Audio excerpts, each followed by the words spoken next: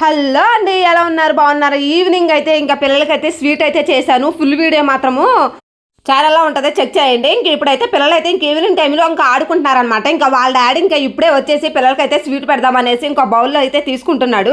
చూడటానికి ఎమ్మీగా ఉంది. ఏంటి ఆయిల్ అయితే వేసేసాం అనుకున్నా, కాదండి నెయ్యి అయితే వేసానమాట. సూపర్గా అయితే వచ్చింది. స్మెల్ అయితే అద్దరు కొట్టేసింది అనమాట.